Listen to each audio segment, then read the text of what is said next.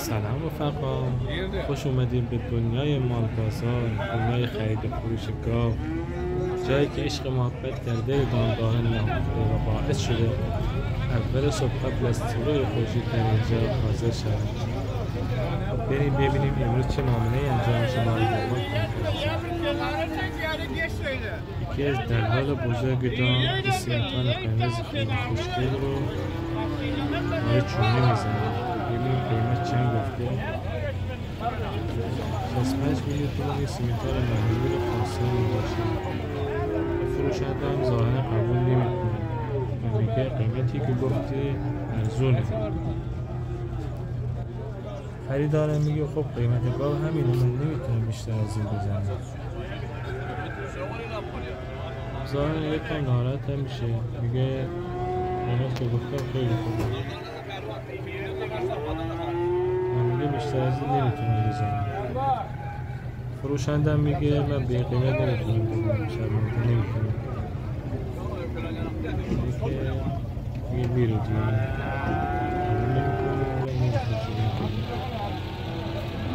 یکی از دلالای بزرگ دیگه اومده که سیمتان قرمز خیلی خوشگل رو میخواد.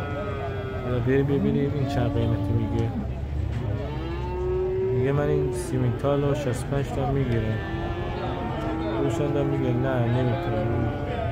دلال دیگه 67 تا خواسته بود، من به اون ندادم. 65 تا خیلی پایین میشه. ایشون هم میگه باشه من 67 تا میگیرم. نه قبول نمیکنه. چون سیمتال قرمز خیلی خوشگلی هم هست، نمیتونه از این سیمتال بگذاره. میگه باشه بابا 68 تا میگیریم. قبول نمیکنه. 68 منم قبول نمیکنه.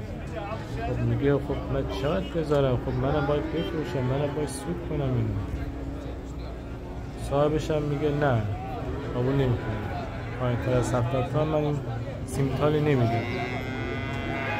اینم میگه الا بالله من این سیمتال میخوام، ولی 68 تا میخوام. خب یه تومنم من روش گذاشتم، منم باید سود کنم دیگه. نه قبول نمیکنم. میگه پایین‌تر از 70 تا من نمیتونم.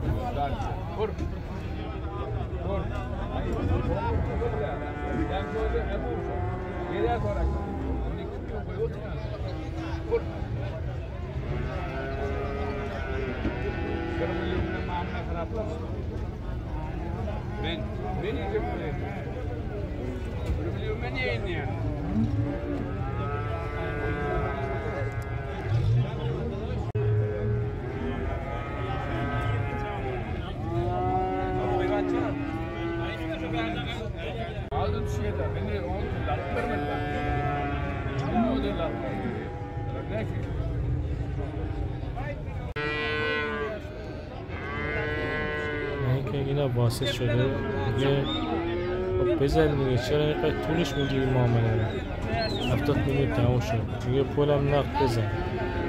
میگه باشه پولش هم نقد بزن. انشالله که خیلیشو ببینه. این معامله خیلی طول کشید.